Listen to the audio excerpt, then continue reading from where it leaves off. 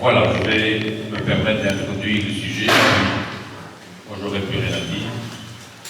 Je me retrouverai là-bas derrière et j'écouterai, puisque le rôle de la ville aujourd'hui, c'est d'écouter, prendre des notes. Tout le monde connaît SATEA. Alors aujourd'hui, SATEA propose une réunion d'information, réunion préalable, et là je laisserai les responsables d'expliquer ceci. C'est dans le cadre d'un dossier qui doit être retenu. Et c'est une condition légale au niveau de la région Wallonne. Donc nous sommes dans un cadre légal, et pour dire que c'est légal, tout sera filmé et entendu. C'est comme cela. Je ne sais pas s'il y en a qui sont venus à une réunion à Leval la semaine passée, il y a un mois, nous étions dans ce même cadre. Donc, les responsables de la société SATEA vont vous expliquer c'est quoi ce renouvellement de permis. Et puis vous, les citoyens, en nombre masculin en force, je vois. Néanmoins, félicitations aux dames d'être venues. Non armé. Pardon? Et non armé. Oui, merci. Donc, vous aurez bien entendu l'occasion de poser vos questions. Certes, il n'y a pas de décision qui se prend aujourd'hui. Tout ça va évoluer. C'est pour ça que ça s'appelle réunion d'information préalable. Jusque-là, tout est bien? Voilà. Je vais vous laisser la parole. Et en tout cas, merci d'être venu. J'insiste encore une chose, que ça se fasse de façon très conviviale. On ne partira pas de toute façon en courant. Ils ne partiront pas en courant. Donc, tout doit bien se passer. Questions, réponses, et on avance dans le dossier. Merci, monsieur le maire. Bienvenue. Je me nomme Joël Lacarre. Je gère au niveau du groupe Anti tout ce qui est permis, bien sûr, avec les auteurs de projet. Et à ce titre, je participe souvent aux réunions d'information. Effectivement, comment est-ce qu'on va travailler? Vous aurez les auteurs de projet tout à l'heure, je vais les présenter un à un. Mais sachez en gros qu'on va vous présenter le projet tel qu'il existe. Il y aura évidemment une présentation de la société SATEA par la personne qui la connaît le mieux au sein du groupe, qui est Jean-Claude Gégaud, mon collègue, qui est le responsable du site de SATEA. Suivra Romain Dumont, qui lui entrera dans le vif du sujet de ce qu'est réellement la demande actuelle et sur laquelle va porter l'étude d'incidence. Et puis suivra la présentation de Madame Ethel Dupont, qui est l'auteur de projet du bureau ABV que nous avons choisi pour la réalisation de cette étude d'incidence. Alors, pour bien comprendre ce dont on va parler ce soir, je veux vous rassurer, parce qu'on a eu l'information qu'on avait peur que géographiquement notre projet sorte du site de SATEA et ne soit pas autre chose que la réalisation de la continuité de notre activité. On est bien uniquement sur le site de SATEA. Donc ça, c'est le premier élément dont je vais vous faire part. Comme l'a dit M. Labarre, on est dans un cadre légal qui oblige aujourd'hui, depuis que ça c'est déjà longtemps, à noter le nom de chacun au niveau de la réunion. Donc on a tous souscrit à cette demande. Ceux qui ne l'auraient pas fait peuvent le faire en sortant. Avant que je n'oublie, dans le cadre de ce que vous voudrez écrire par après, j'ai refait une copie des affiches qu'on a mis, affiches jaunes, comme ça vous pouvez les prendre il y a un petit temps en partant, comme ça vous avez bien les adresses mail et les adresses où nous écrire. D'accord? Alors, quel était un moment, pourquoi est-ce qu'aujourd'hui on se voit dans le cadre d'une étude d'incidence? Il faut savoir qu'aujourd'hui l'activité SATEA elle existe depuis très longtemps. Et donc Jean-Claude va très bien faire l'historique, il le fera mieux que moi. Mais vous dire simplement qu'aujourd'hui on a toujours un permis. D'accord? Mais on devait réfléchir, on a des réflexions, il faut savoir qu'au niveau des bâtiments, on va commencer par ça, on était relativement à l'étroit. On a un laboratoire qui se développe forcément avec les nouvelles technologies, la réutilisation des métaux. On a un négoce qui s'est développé puisque l'entreprise Wanty a grandi, l'entrepôt est trop petit. Enfin bref, on allait commencer tout simplement par un permis d'urbanisme. Permis d'urbanisme pour lequel on aurait pu rentrer une demande de permis sans devoir passer par une étude d'incidence. Mais on s'est dit, tant qu'à faire, en discussion avec la région Wallonne, avec la commune, on s'est dit, alors faisons autrement. Ayons une réflexion sur l'ensemble du site, puisque le site est une réflexion nouvelle sur les 20 ans à venir, sur le futur, et travaillons alors à un renouvellement anticipatif du permis obtenu. Mettons-le dans les normes du futur, puisqu'effectivement les choses évoluent, le monde actuel évolue. Nous devons également le rendre plus durable, donc on doit y introduire des panneaux photovoltaïques, la gestion des eaux, etc. Tous les éléments qui vont se trouver aujourd'hui dans le cadre de la demande de permis, et on va simplement les citer tout à l'heure, l'auteur de projet du bureau ACA, Romain Dumont, va s'en occuper. Voilà. Donc on est à ce stade. Vous aurez ce qu'on va vous présenter aujourd'hui est un projet. On a bien pu travailler sur un projet de demande de permis global.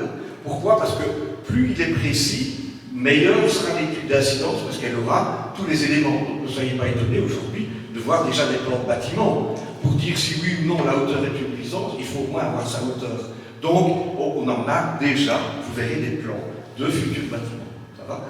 À ce stade, il n'y a pas encore de demande. Donc aujourd'hui, notre projet est soumis à étude d'incidence. L'auteur du projet va analyser le projet dans sa globalité, fera des remarques ou cette étude, des propositions d'amélioration, ça fait partie de son job, okay. Et ce n'est qu'après la réalisation alors du projet final, qui sera déposé en demande de permis officiel, de nouveau, il y aura à nouveau une enquête publique où vous aurez l'occasion a posteriori également de vous exprimer.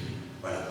Après cette réunion, vous aurez 15 jours, au-delà de questions déjà posées aujourd'hui. Si vous voulez en poser d'autres, ou si vous avez pensé en dehors de la réunion à des éléments auxquels on n'a pas abordé et que vous aimeriez qu'on aborde dans le cadre de l'étude d'incidence, vous aurez 15 jours pour envoyer par mail ou par courrier aux endroits prévus à cet effet vos petites remarques, vos demandes, et on en tiendra compte. Enfin, l'auteur de projet d'étude d'incidence va en tenir compte dans le cadre de son étude. Voilà. Je vais passer maintenant à mon collègue Jean-Claude pour vous faire l'historique du site. Voilà, bonsoir à tous. Certains ici dans la salle me connaissent. Donc, je suis responsable de la société Satea depuis 2003. La société a été créée en 1980. Au départ, donc, le nom exact Satea, c'est Société Anonyme Tarmac et Agrégat, puisqu'au départ, comme certains le savent, c'était une centrale Tarmac et une petite centrale béton. Donc, la société a été créée en 1980. À l'heure actuelle, il y a 3 gros secteurs au niveau de l'entreprise. Donc, il y a au départ le négoce en matériaux qui est principalement axé vers. C'est la bonne photo. Donc, qui est principalement axé sur les matériaux de voirie, proprement dit, puisque par rapport au groupe Montis, c'est l'activité principale. Le deuxième secteur, c'est la centrale béton. Donc c'est une centrale béton dans laquelle nous produisons entre 75 et 100 000 m3 de béton par an. Et le troisième secteur est donc le centre de tri de matériaux inertes et non dangereux, là où on gère aux alentours de 350 à 400 000 tonnes par an. Donc ce sont principalement des produits qui sont recyclés en matériaux de voirie et qui sont également réintégrés pour près de 50% dans notre propre production de béton. La société Satea, c'est à l'heure actuelle, quand tout le monde est là, tous les sous-traitants présents, 34 personnes occupées sur le site. Donc voilà en gros ce que représente Satea à l'heure actuelle, en résumé.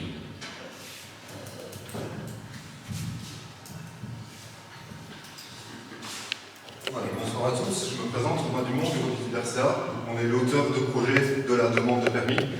Comme Joël l'a bien dit, la demande de permis, c'est toute une série de formulaires, de plans à produire, de coordination à faire. Donc, pour de gros projets comme ça, il n'est pas rare que les industriels fassent appel à un auteur de projet.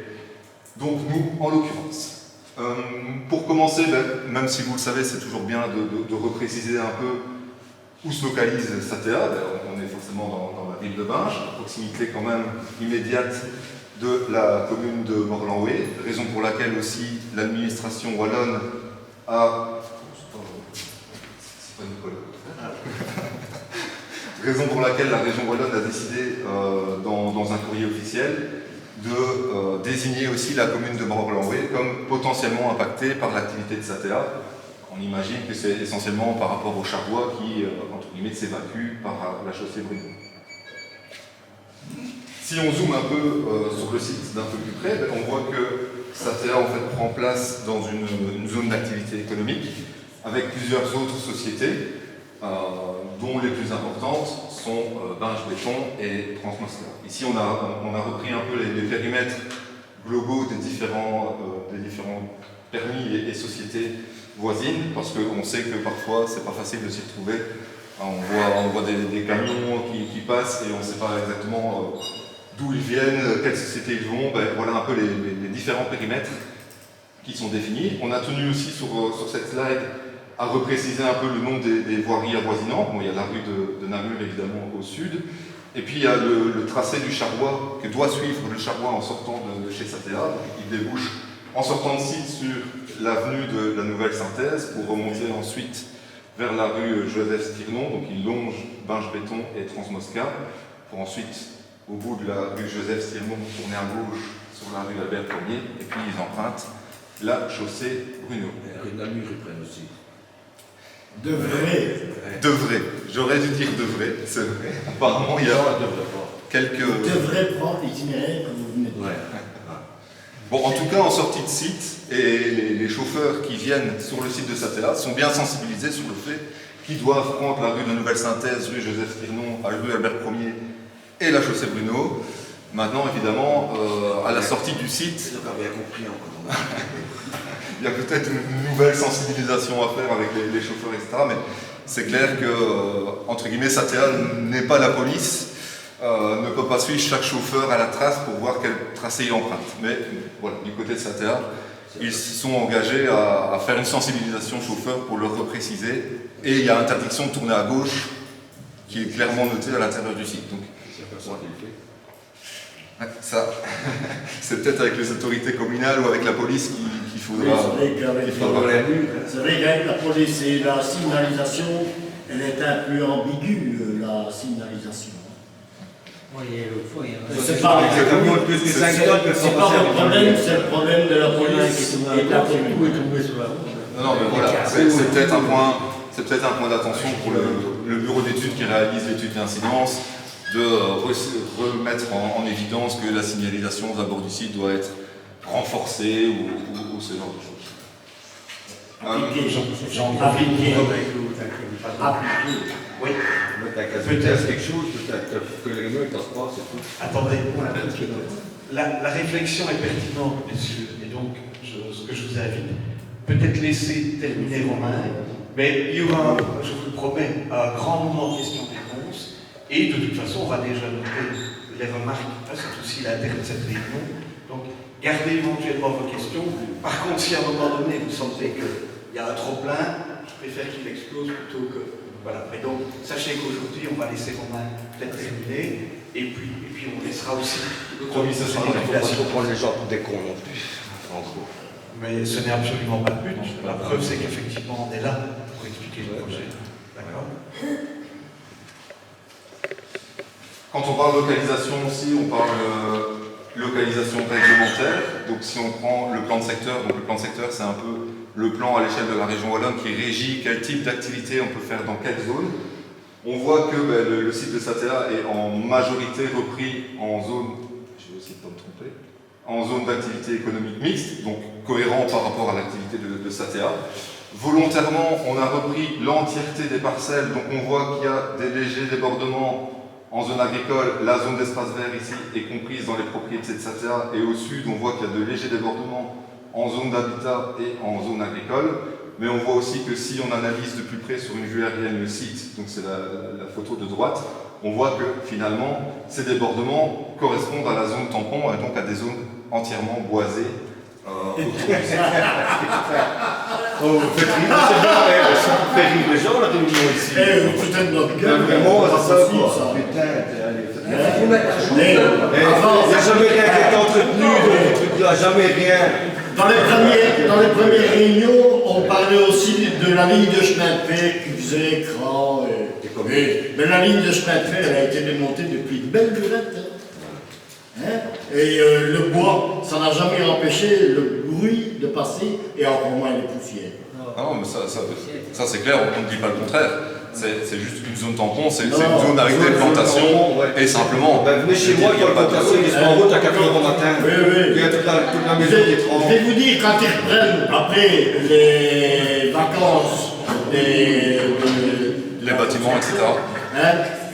Parfois, à 4 h au matin, ils se remettent à déplacer avec des bulles et des bip bip bip bip. J'avance, je recule, bip bip. J'avance, je recule, bip bip. À 4 h au matin, c'est pas les heures. C'est pas les heures. C'est ça. Les bulldozers à fond la caisse la nuit où les chauffeurs ils gueulent comme des pompiers.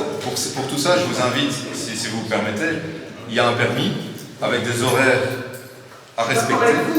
Et donc du coup, je vous invite à... Bon, les ça, quand nous donne notre opinion, parce que votre diapositive, c'est beau. Oui. C'est la couillonnade. Non, mais c'est votre travail. L'environnement est venu, l'environnement a dit ça sert à rien qu'on aille contrementir, on a une pélin ici de plein de contre eux, on peut leur mettre que 1 000 €, il en a rien à foutre. Donc, excusez-moi, je suis pas d'accord. Voilà, moi, tu veux vous d'accord. Sinon, ça va. il en a rien à foutre de la mur, après c'est tout. Voilà. Sinon, ça va être un Le vélo, on passe pas par là. Les zones terminées, c'est tout. Oui, allez-y. Voilà, donc ça va être un ping-pong entre une ou deux personnes. Vas-y. Donc, laissons terminer l'explication. Chacun aura l'occasion de poser ses questions. Ces questions seront enregistrées. Réponse viendra également, soit aujourd'hui, soit par la suite. Et si chacun commence à intervenir toutes les 5 minutes, je pense qu'à 2 h du matin, nous sommes encore ici. Je pense que vous avez aussi. Ça fait 3 ans que c'est comme ça et ça n'a jamais changé. Je ne vois pas pourquoi ça changerait maintenant. Dites que le permis est déjà accordé et que les trucs sont déjà faits, c'est tout. Monsieur, s'il vous plaît. Donc, vous avez peut-être raison dans vos questions. Laissons terminer. Chacun aura l'occasion de poser ses questions. Et si tous les 2 minutes, il y a quelqu'un qui intervient, à 2 h du matin, voilà. Moi, ça ne me dérange pas. Mais peut-être qu'après, il y en a 1, 2, 3, 4, 5, 10 personnes qui partiront. On va se retrouver à 2 ici. Ce n'est pas le but de la réunion. Donc, laissons terminer, s'il vous plaît bien. Retenez vos questions. Et puis, vous aurez l'occasion de vous exprimer. Et on ne part pas au courant. Je l'ai dit tantôt.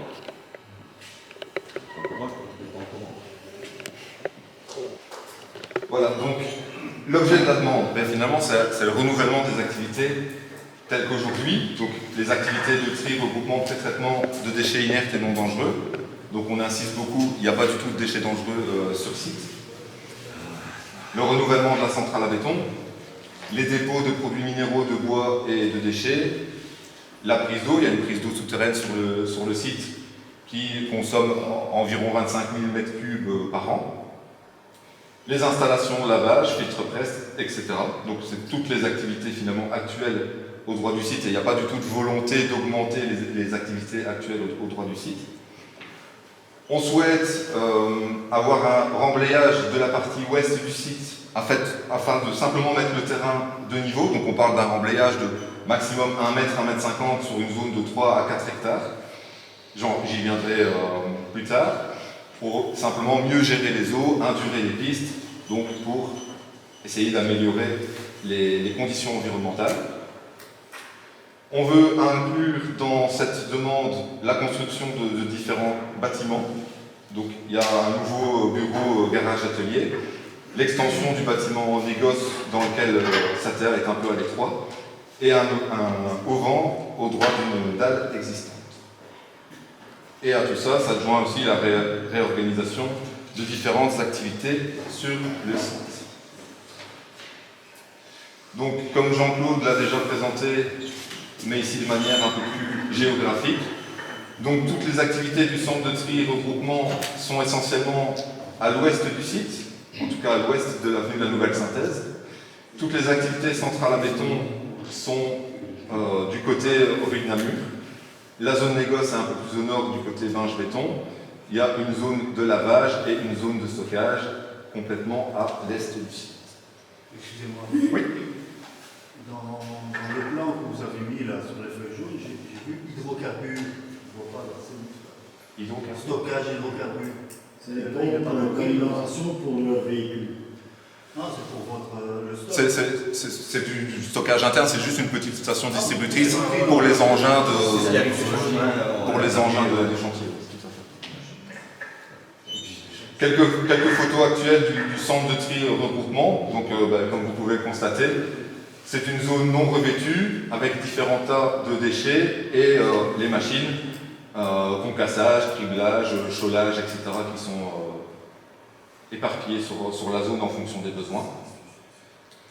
La zone négoce avec le bâtiment existant et la zone négoce qui est là-bas au fond avec des zones de stockage ici et la dalle existante qui apparaît ici sur la gauche et ici également sur la gauche. La zone de lavage et le filtre presse. Donc là aussi, comme vous voyez, c'est une zone non revêtue où finalement les eaux s'écoulent sur du terrain meublé. L'objet de la demande par rapport aux nouveautés, comme on l'a déjà expliqué précédemment. Donc, en partie ouest, il y a un, entre guillemets, léger remblai, en tout cas léger par son épaisseur. Il y a de nouveaux aménagements par rapport au parking à l'entrée, parce que comme si vous êtes passé régulièrement à proximité du site, vous constatez que le parking est très étroit pour les trentaines de travailleurs qui sont sur place, et du coup, les travailleurs sont obligés d'aller se garer ailleurs sur le site, et du point de vue sécurité, c'est vraiment pas optimal à l'heure actuelle. Il y a un nouveau bâtiment, le bâtiment central, c'est l'atelier labo, bureaux et locaux sociaux. Pour ceux qui connaissent un peu le site, pour l'instant, l'atelier il est là, au droit de ce bâtiment, du futur bâtiment ici, dans une bulle. Le labo est là-bas.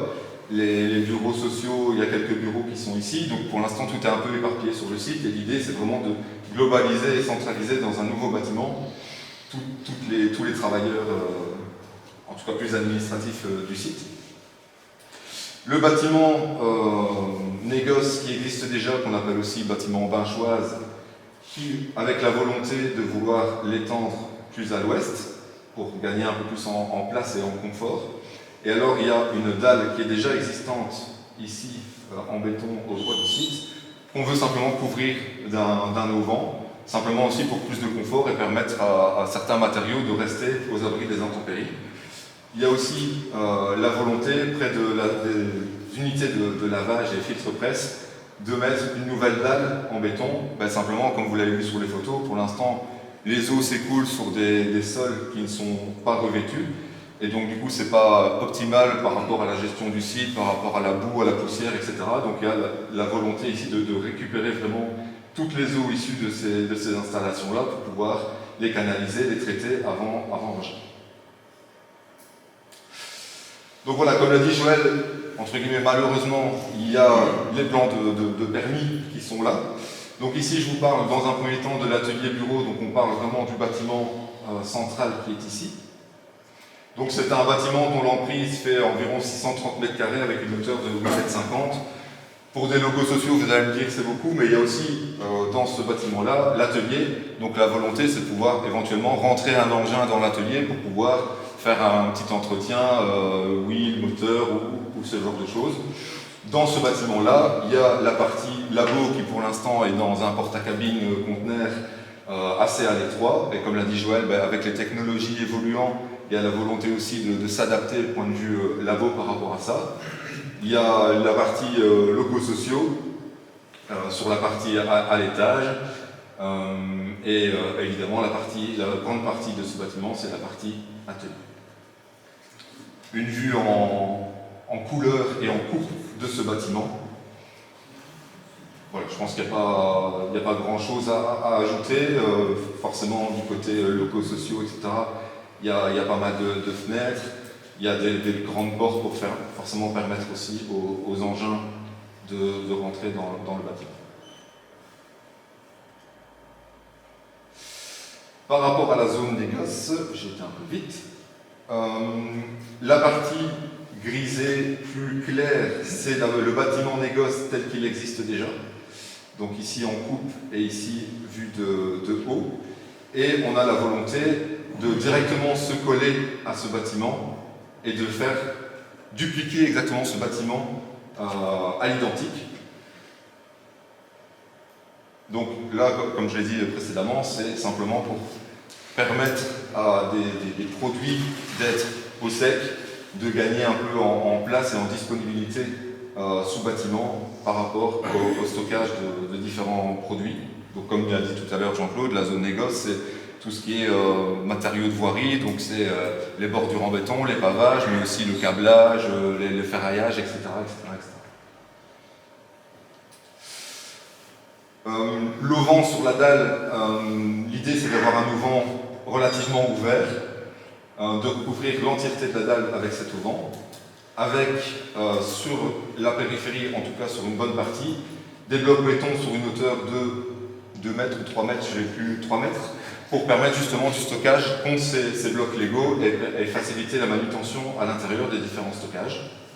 Donc toute l'eau pluviale qui tombera sur la toiture de cet auvent sera récupérée via des citernes et pourra être réutilisée sur site pour les activités de lavage ou d'arrosage des pistes, etc. L'emprise de cet auvent, c'est presque 2500 mètres carrés. Et les hauteurs sont conséquentes, on parle de 11 à 13 mètres, c'est pour permettre simplement à des engins de rentrer sous l'auvent pour pouvoir charger et décharger. Donc forcément, les bénages des camions, la hauteur, ça frôle les 8, 9 mètres, 10 mètres parfois, donc il faut de la hauteur suffisante sous l'auvent pour pouvoir permettre cela. Comme j'en ai parlé, il y a l'aménagement d'un nouveau parking à la même place, simplement on réaménage la zone. Pour l'instant, le parking, il est là à l'heure actuelle et il y a une dizaine, quinzaine de places. Et si vous êtes déjà allé sur site, il y a des voitures aussi qui se garent à cet endroit-là, entre les stockages, etc. Donc là, on fait vraiment à l'entrée du site, en rentrant à droite, une zone dédiée, complète, parking, où il y a une trentaine de places, donc ce qui correspond environ au nombre de travailleurs sur place. Et on équipe ces parkings de bornes électriques, parce que voilà, c'est tendance, c'est actuel, donc il faut aussi s'adapter aux nouvelles technologies. Ce que je n'ai pas précisé aussi précédemment, c'est que les différents bâtiments, en tout cas administratifs, zone négoce et administratifs, on réfléchit évidemment à mettre des panneaux photovoltaïques sur ces bâtiments pour pouvoir aussi produire de l'énergie en interne. Et enfin, je finis par la zone remblée, qui se situe à l'ouest du site. Donc il faut savoir que pour l'instant, les produits finis sont stockés sur une zone qui est déjà revêtue, donc la zone que je pointe ici avec mon laser, et qu'à partir d'un moment, la zone n'est plus du tout revêtue, donc on est sur sol meuble. Et donc du coup, l'idée, c'est vraiment de pouvoir allonger cette zone et ce plat vers l'ouest. Si on regarde un peu les profils, à l'heure actuelle, il y a des tas un peu partout sur la zone. Ici, ils étaient déjà, et le tas, ils étaient déjà. Il y a une montagne là-dessus. Il y avait des montagnes avec un million de Waterloo et son bubé en haut. Laissez-moi expliquer. Le principe de la coupe, c'est justement vous expliquer ce qu'on peut faire. Donc pour le moment, sur cette zone-là, il y a toute une série de tas, c'est ce qu'on a représenté à droite. La volonté, c'est de progressivement et par phase retirer ces tas de déchets pour pouvoir faire un remblai, mais vraiment plat, pour permettre justement une meilleure gestion des eaux, une meilleure circulation et une manière pratico-pratique d'exploiter la zone.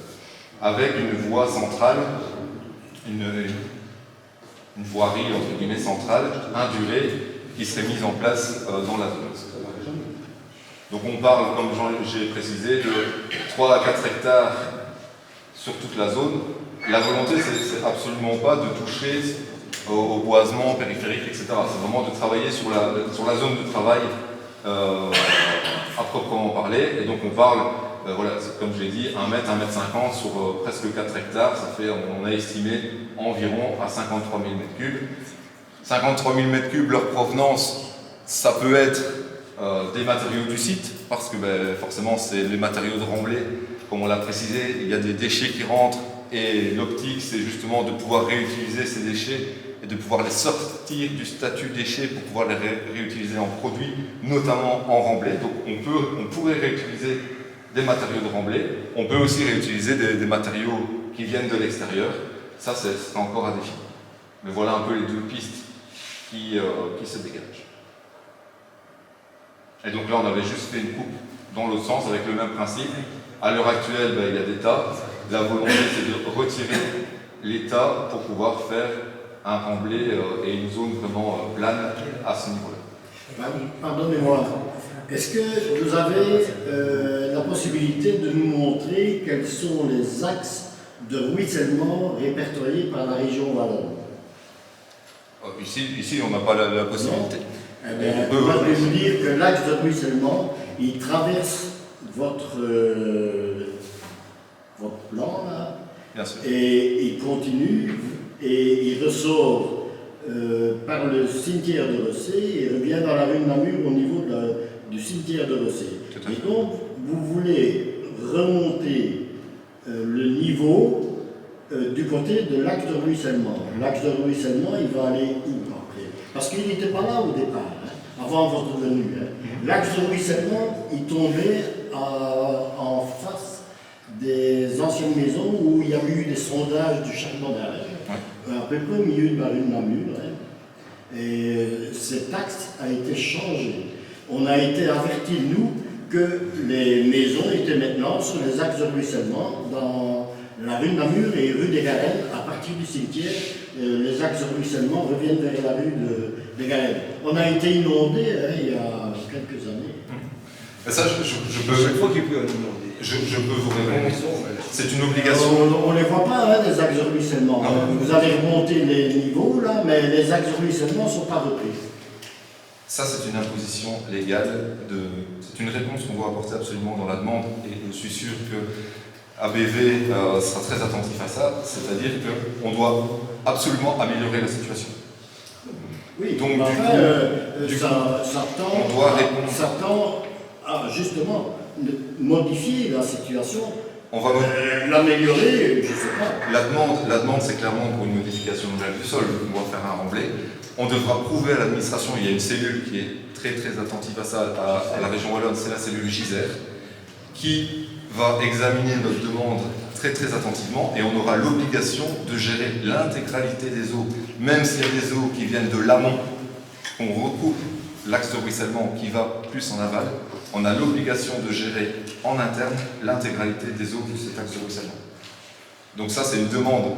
À l'heure actuelle, je ne sais pas encore vous répondre exactement comment on va gérer ce problème-là, mais c'est une demande et on sera obligé de répondre, sinon la demande de permis sera catégoriquement refusée.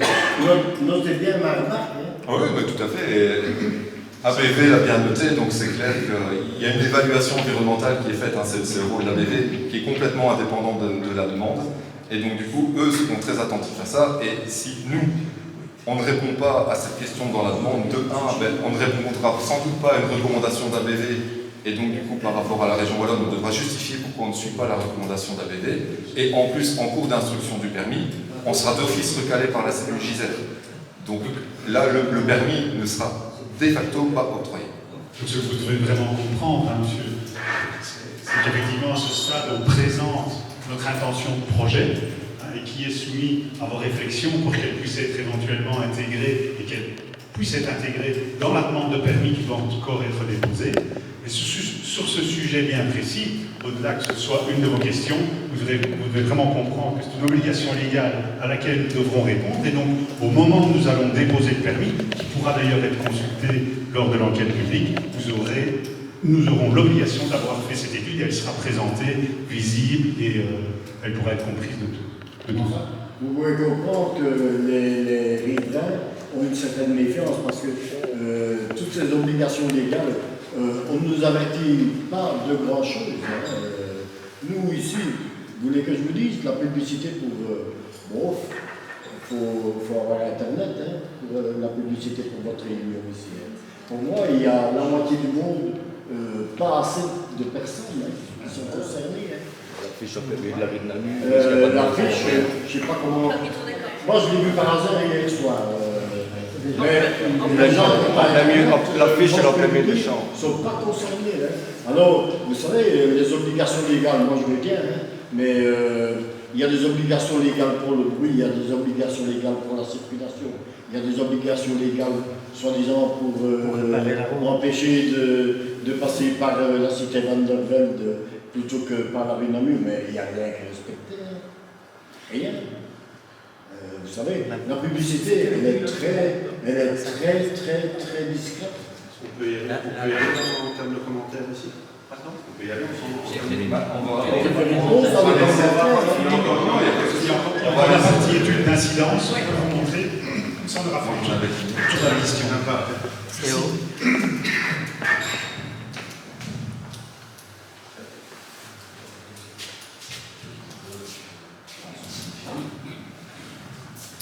Bonsoir à tous. J'ai bien compris que vous étiez très pressés de poser votre question, donc je ne vais pas non plus faire durer les choses, mais je pense qu'il est important de repréciser le contexte général de cette réunion et de l'étude d'incidence qui va suivre. Donc, comme je vous l'ai dit, donc on est dans le cadre d'une réunion d'information préalable. J'insiste vraiment sur ce mot. Alors, vous avez évoqué les publications. Alors, les publications, elles sont faites légalement, je veux dire, le système... Non, mais je comprends bien, mais voilà, la législation prévoit de faire des avis dans la presse, dans les toutes boîtes, de faire des affiches. Alors, ce n'est pas le système le plus adapté, ça je suis bien d'accord avec vous. Ça fait 10 ans que je dis à la région Wallonne qu'il est temps de changer le système pour annoncer les réunions d'information préalable. Mais voilà, on en est là. Et donc, pour l'instant, c'est de cette manière-là que l'on pratique. Donc, je vais aller assez rapidement, mais je vais quand même présenter un petit peu le bureau ABV développement donc, que je représente. Donc, on a un bureau d'études regroupant différents experts. On est un bureau agréé par la région Wallonne, avec des agréments à la fois pour le volet sol et pour le volet environnement. Et vraiment indépendant du demandeur de permis? Tout à fait. On a un agrément de la région Wallonne. Si on fait n'importe quoi, on perd notre agrément. Ça veut dire que chez nous, on met 30 personnes dehors. Voilà, donc ce n'est pas le but. Donc clairement, on est indépendant. Non, mais voilà, mais je vous réponds. Alors, quel est le contexte actuel? Donc, on vous a présenté un projet. Dans la législation, c'est un projet qui est visé par une demande de permis d'environnement pour tous les aspects environnementaux. Permis d'environnement de classe 1, ce qui explique cette réunion d'information préalable, avec une procédure qui est réglementée par le Code de l'environnement.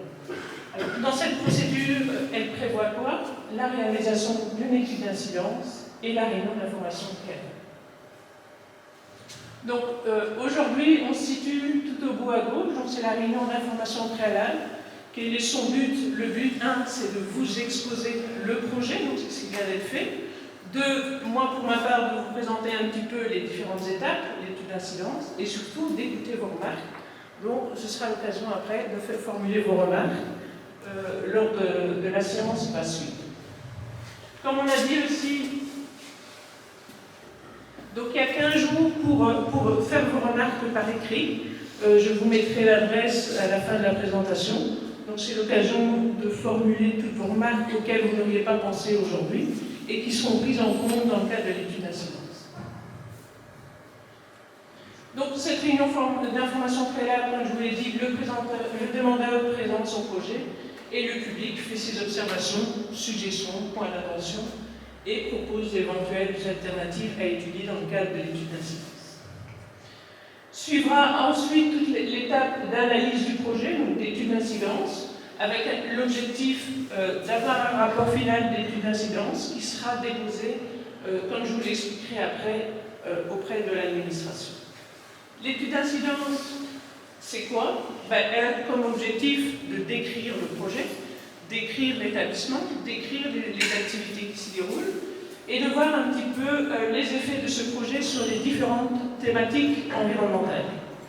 Sur base de ce constat, il y a un élément important que doit faire le bureau d'études, c'est formuler toute une série de recommandations thématique par thématique en fonction du constat. Alors, l'étude d'incidence, elle aborde quoi? Elle aborde différents sujets. On peut en passer quelques-uns. Donc, l'aménagement du territoire, c'est vraiment tous les aspects de description, notamment description, et voir un petit peu l'impact de tous les nouveaux bâtiments. Au niveau air et climat, d'aborder la problématique des poussières. Au niveau hydrologique... Faire quoi? Vous allez mettre une pelote ici? L'aspirateur, Voilà. Au niveau hydrologie, il y a déjà une question là-dessus, et clairement, à l'heure actuelle, depuis plusieurs années, la prise en compte des axes de ruissellement, c'est une obligation. Donc voilà, si vous déposez un dossier sans cette prise en compte, sans une étude, comme je vous l'ai dit, c'est un avis défavorable de la cellule Gisèle, et donc c'est un refus de permis. Donc clairement, c'est un point important. Les aspects géologie, hydrogéologie, donc la réalisation d'études de sol, les aspects relief, paysage, également importants au vu des nouveaux bâtiments qui sont prévus. Le volet acoustique et vibration, donc la réalisation d'une étude acoustique, et également les aspects mobilité. C'est l'étude acoustique, cela fait qu'il n'y a aucune machine qui va. L'étude acoustique doit être réalisée dans des conditions d'exploitation. Donc là aussi, même chose, c'est réalisé par un bureau agréé. Voilà, il ne peut pas faire non plus n'importe quoi. Alors, quelles seront les étapes suivantes? L'étape suivante, c'est le dépôt du dossier. Donc une fois que l'étude d'incidence est réalisée, que la demande de permis est réalisée, il y a un dépôt qui est fait officiellement auprès de la commune de Binche pour être ensuite transféré à l'administration. Si le dossier est jugé complet, recevable auprès de l'administration wallonne, vous avez encore l'occasion de vous manifester lors de l'enquête publique qui sera annoncée toujours par les mêmes voies, donc voilà, les publications à la presse et par les panneaux. Et vous avez donc 30 jours pour formuler vos remarques lors de cette enquête publique. Vient ensuite toute la période d'instruction, donc on est parti là sur plusieurs mois d'instruction, donc on a environ de 140 jours d'instruction, pour ensuite aboutir à la décision finale concernant ce projet. Voilà, comme je vous l'ai dit, donc, suite à cette réunion, vous avez l'occasion de formuler vos remarques. Donc je vais peut-être laisser ce slide-là. Donc vous avez entre le 7 novembre et le 21 novembre pour faire vos remarques. Vous le faites formuler à la fois auprès du collège et à la fois auprès du demandeur. Voilà, je ne vais pas la faire plus longue, comme ça je vous laisse. Mais je le laisse, donc vous pouvez sans problème faire une photo. Voilà. On vous laisse maintenant la parole pour poser vos questions.